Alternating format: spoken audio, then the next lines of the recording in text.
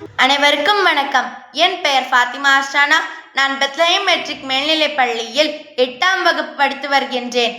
பூமியின் புன்னகை நிகழ்ச்சியில் வாழ்வின் சமநிலை எக்யூலிபிரம் ஆஃப் லைஃப் என்ற முக்கியமான பொருளுடன் உங்கள் முன் நிற்கின்றேன். நம் பூமி ஒரு சிக்கலான ஆனால் அழகான அமைப்பு. இதிலுள்ள ஒவ்வொரு உயிரினமும் சிறிய பாக்டீரியாவிலிருந்து ராட்சச திமிங்கலம் வரை தனக்கே உரிய பங்களிப்பை செய்து ஒரு நுட்பமான சமநிலையை பேணுகிறது. இதுதான் வாழ்வின் சமநிலை. 2000 ஆண்டுகளுக்கு முன்பே நம் அறிவின் பெட்டகமான திருவள்ளுவர் இதை மிக ஆழமான பதிவு செய்திருக்கிறார். வரும் முன்னர் காவாதான் வாழ்க்கை எரி முன்னர் வைத்தூறு போல கிடும். அதாவது ஒரு துன்பம் வருவதற்கு முன்னரே அதனை காத்து கொள்ளாதவனுடைய வாழ்க்கை நெருப்பின் முன்னால் வைக்கப்படும் வைக்கோல் போர் போல அழிந்துவிடும் என்பதாகும்.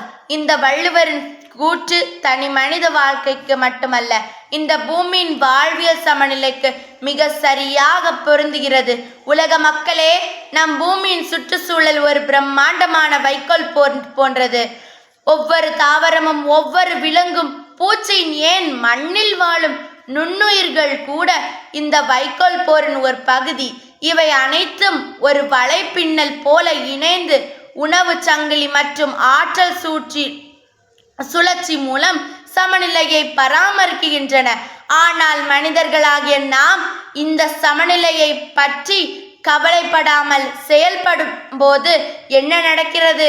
காடுகளை அழிப்பது, கழிவுகளை கலப்பது, அளவுக்கு அதிகமாக வளங்களை பயன்படுத்துவது போன்ற நமது செயல்கள் நெருப்பின் முன் வைக்கப்பட்ட வைக்கோல் போரின் தீக்குச்சியை கொளுத்தி போடுவது போல் நமது செயல்கள் இந்த நுட்பமான சமநிலையை சீர்குலைக்கின்றன.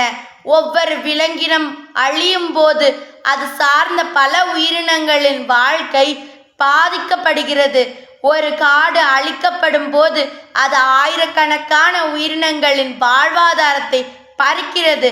காலநிலை மாற்றம், பல்லுயிரிழப்பு, இயற்கை சீற்றங்கள் போன்ற சவால்கள் நாம் வாழ்வின் சமநிலையை புறக்கணித்ததன் விளைவுகளை திருவள்ளுவர் சொன்னது போல ஆபத்து வருவதற்கு முன்னரே நாம் நம்மை பாதுகாத்து கொள்ள வேண்டும். வருங்கால சந்ததியினருக்கு இந்த பூமி சீர்குலைந்த நிலையில் விட்டு செல்வது நியாயமல்ல. இந்த உலகத்தில் ஒவ்வொரு மனிதனும் தான் செய்யும் ஒவ்வொரு செயலையும் இந்த பூமியின் சமநிலையுடன் ஒப்பிட்டு பார்க்க வேண்டும். நாம் அனைவரும் இந்த பூமியின் ஒருங்கிணைந்த பகுதியினர். வாழ்வின் சமநிலையை பாதுகாப்பது நம் எதிர்காலத்தை பாதுகாப்பதற்கு சமம். இயற்கையுடன் இணைந்து வாழ்வோம். பூமியின் புன்னகையை மீட்டெடுப்போம். நன்றி.